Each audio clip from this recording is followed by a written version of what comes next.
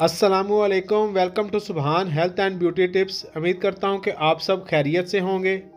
आज की इस अहम और मालूमाती वीडियो में हम आइस टी के फ़ायदे के बारे में बात करेंगे। नाज़रीन इकराम, जैसा कि आप सबको मालूम है, तकरीबन तमाम दुनिया में चाय की इस्तेमाल की जाती है।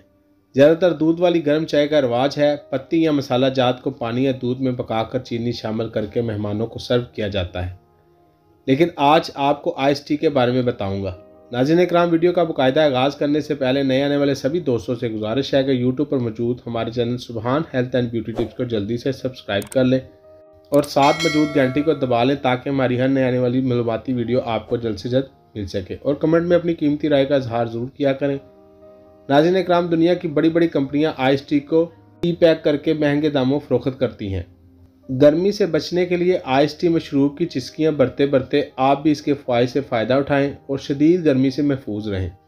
नाज़रीन इकराम, बात करते हैं आइस टी के बेशुमार फ़ायदे के बारे में। तो ये जिगर के लिए बहुत मुफीद है।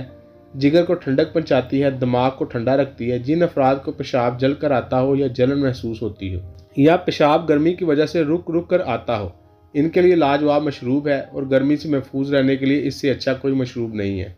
और इस मशरूब की सबसे बड़ी खूबी यह है, बर्फ़ की तरह ठंडा करके इस्तेमाल करने से गला ख़राब नहीं होता और इसकी ठंडक आपको तरोताज़ा कर देगी। आइस टी को बनाने के लिए किन किन अज्जा की ज़रूरत होती है? नंबर 1, चीनी आधा किलो। नंबर 2, लीमू आधा किलो। नंबर 3, चाय 6 छोटे चम्मच। नंबर 4, पानी 8 गिलास।